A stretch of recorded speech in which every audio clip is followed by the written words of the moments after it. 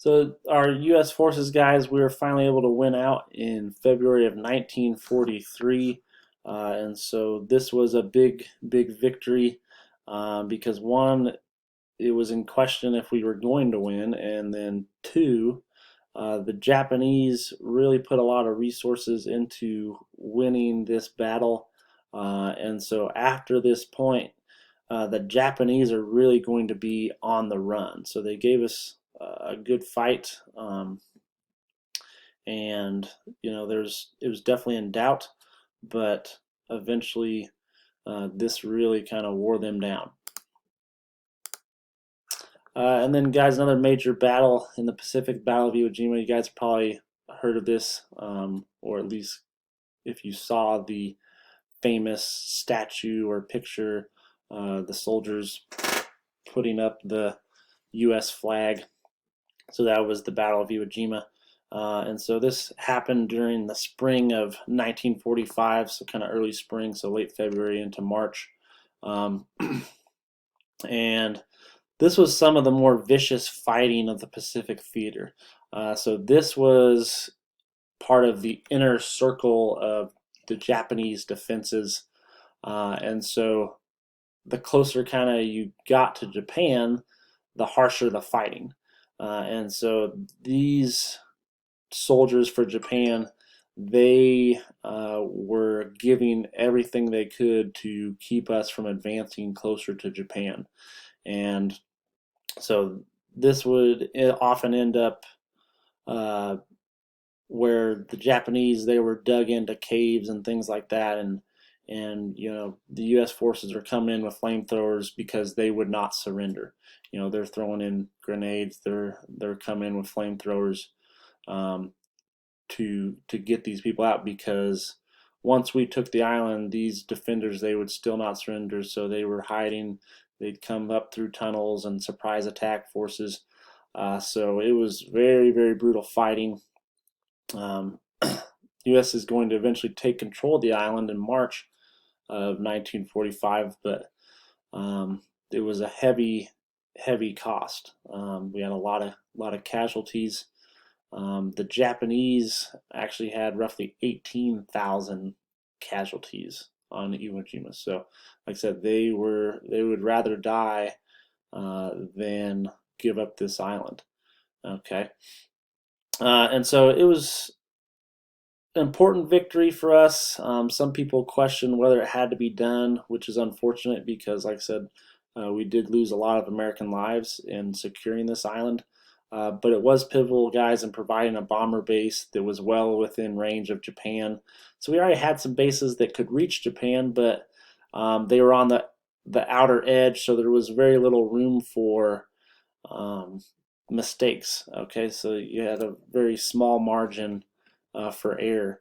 And so when you get closer, you have a better margin as far as you might have to climb up and evade and do all that, and that all uses gas. And so you could have people dropping in the sea trying to get back.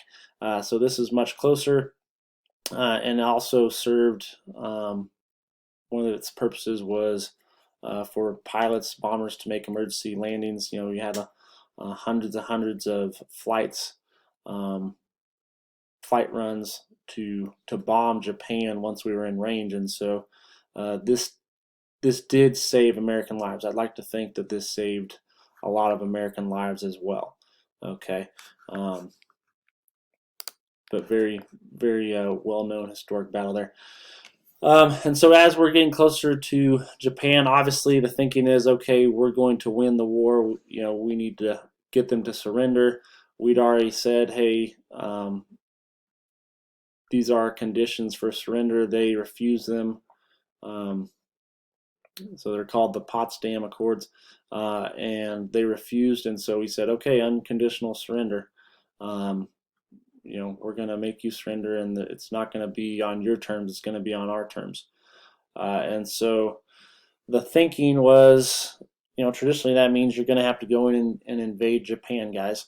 And so originally the thinking military planners were saying, okay, so how we're going to execute this is we're going to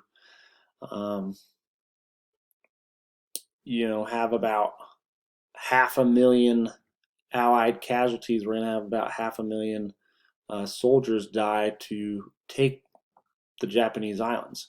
And on top of that, because of, like I said, how fierce the fighting was, you have Okinawa, which is part of the inner Japanese defenses as well, very close to Japan. Uh, a bunch of people, they committed suicide when the U.S. took over the island. They jumped off cliffs.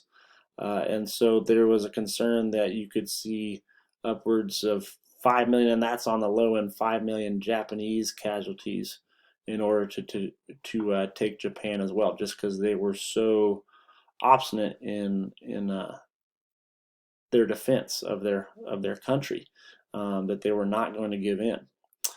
So that was a huge number of casualties, and so at this point, Harry Truman is our president. Um, President Roosevelt had passed away in Georgia, and so obviously Truman's immediately briefed on the existence of the Manhattan Project, the project to create nuclear weapons. We had, by this point, guys, in the summer of 1945, produced 3 bombs. We used one as a test in New Mexico, and then we had 2 others as well.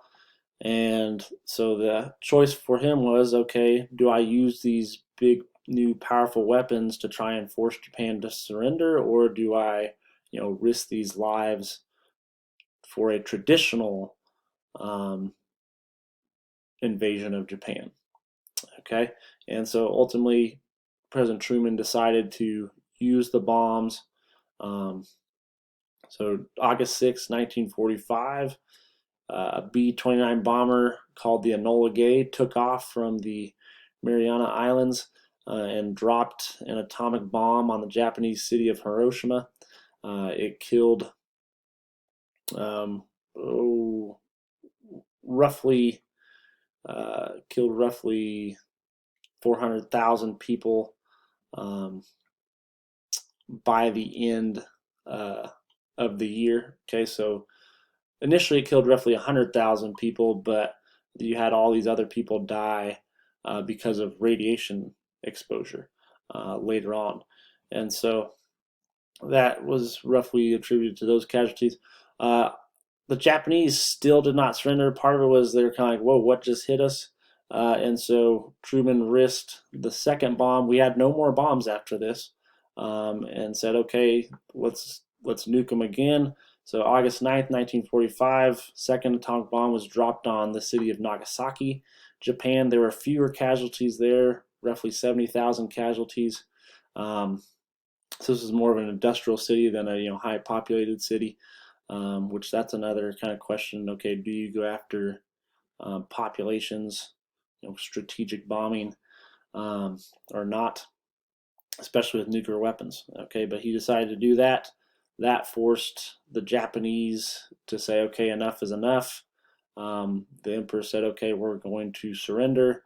You had some hardline military people that tried to pull off a coup and take out the emperor and take control, and take out the prime minister. They were unsuccessful, fortunately, and so September 2nd, 1945, the Japanese government unconditionally surrendered to the Allies aboard the USS Missouri at Tokyo Bay, Japan. And so now the war is officially over. Germany has surrendered. The Japanese have surrendered. Now we are into the process of picking up the pieces and putting these countries back together again, and we have a new threat on the horizon. What about the Soviets? And so that's what we'll be looking at next week. All right, have a good one, guys.